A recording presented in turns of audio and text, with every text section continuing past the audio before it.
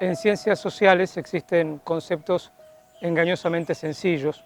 Podemos mencionar el concepto de comunidad, el concepto de Estado y también el concepto de pobreza.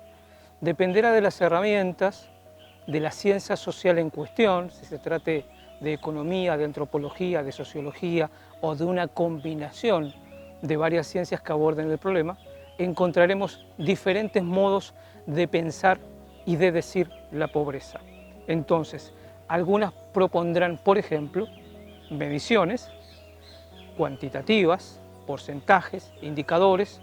Otros propondrán un acercamiento a la situación concreta de vida de cada una de las comunidades que están en esta situación para definirlas y tratar de entenderlas.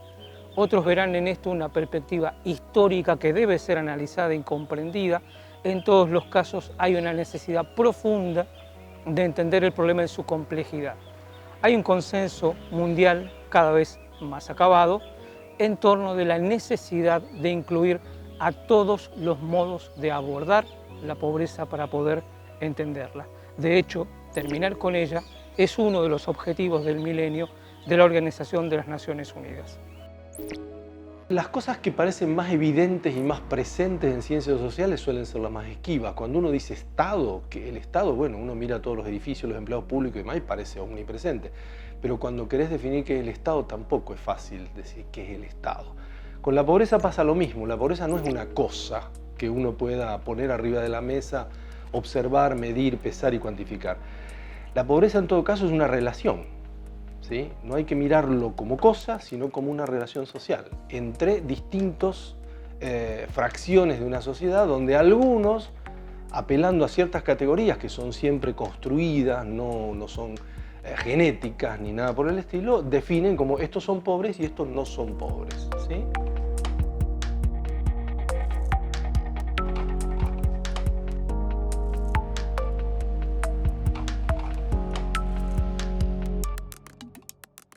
Creo que más general que el tema de pobreza es el tema de desigualdad.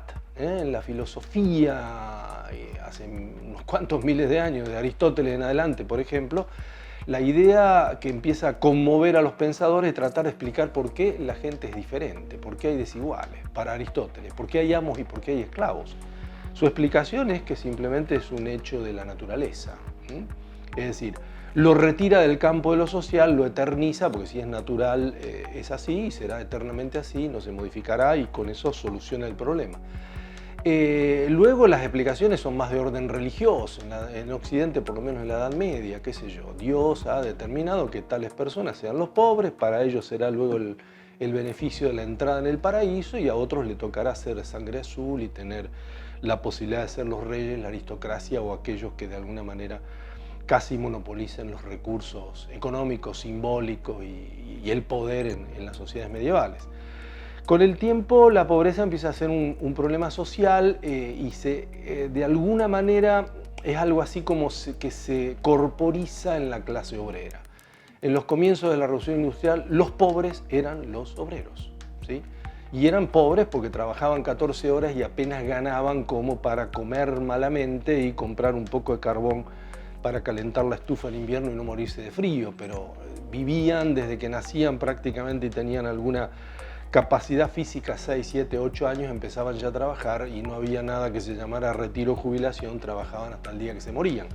De modo que la pobreza empieza a situarse fuertemente en las clases sociales definidas, y en este caso como clases trabajadoras, urbanas, son las...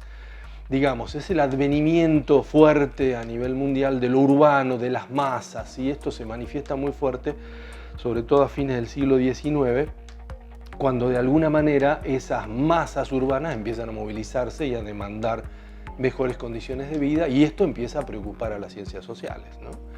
Los grandes pensadores de esa época de la sociología occidental, es decir, no sé, Durkheim en Francia o Max Weber en Alemania, empiezan a plantearse, bueno, ¿qué se hace con esto y a dónde está la causa de todo esto? Y allí empiezan a aparecer entonces ciertas teorías que explican, bueno, la cuestión por lo social. Desde el pensamiento más conservador siempre se ha buscado cosificar a la pobreza y darle un carácter biológico, ¿no? Son, por ejemplo, todas las teorías racistas. Los pobres pertenecen a razas inferiores y son pobres justamente por eso. Y en ese caso también son inmodificables, ¿no? Nosotros tenemos nuestra manera absolutamente descalificatoria de plantear la cosa así en el lenguaje cotidiano muy lato, ¿no? Los negros son vagos, son borrachos, son inmorales, promiscuos y por eso son pobres. Esa es un poco la idea. De alguna manera empieza a clasificarse un poco con el auge de la idea de modernidad, la razón que de alguna manera va a salvar al mundo desde el iluminismo y la Revolución Francesa en adelante, ¿no? Decir, bueno, la exaltación de la razón, del orden y de la modernidad va dejando, digamos, a la pobreza del lado de lo irracional, del lado de la barbarie frente a la civilización. Los más piadosos y los que forman parte, digamos, de las corrientes más humanistas, lo que proponen es, bueno, ¿qué hacemos para salvar a estos pobres e integrarlos? Los más reaccionarios, los más conservadores, lo que apuntan es básicamente cómo hacemos para que no molesten, cómo eliminarlos. Y estas tendencias han ido en el siglo XX teniendo, digamos, vaivenes. Si llevamos el tema al caso de la Argentina, desde la Segunda Guerra Mundial, con la aparición de esto que se ha llamado, que todo el mundo conoce o conocía, porque cada vez hay menos de ello, el estado de bienestar. Bueno, aparecen las explicaciones sociales, los pobres son así porque no tienen acceso al mercado laboral, no tienen acceso a la educación, por lo tanto el Estado tiene la obligación de alguna manera integrarlos, ¿no? Es lo que se ha llamado ese capitalismo de corte keynesiano, que de alguna manera fue bastante inclusivo y por lo menos permitió que la Europa occidental, Estados Unidos y algunos países emergentes, no sé, Canadá, Australia, Nueva Zelanda, en buena medida Argentina, Uruguay y otros lugares, integraran a los pobres y la pobreza fuera un problema menor. En todo caso, la Argentina no tenía problemas de pobreza hasta la década del 70, por allí, ¿no? 60. Cuando la crisis del petróleo en los comienzos de la década del 70 empieza a dar de alguna manera las razones suficientes a los pensadores, a los economistas, a los académicos, a los empresarios de corte fuertemente liberal o neoliberal, y que empiezan a plantear y a lograr hacer hegemónico la idea de que el que es pobre que se jorobe y que lo resuelva por su cuenta, y que acá hay que trabajar y el que no trabaja no come y no es cuestión de responsabilidad de nadie, sino del propio, aquel que no consigue trabajo porque no se ha molestado en buscarlo. Esto que llamamos neoliberalismo, la pobreza empezó a agudizarse en todo el planeta.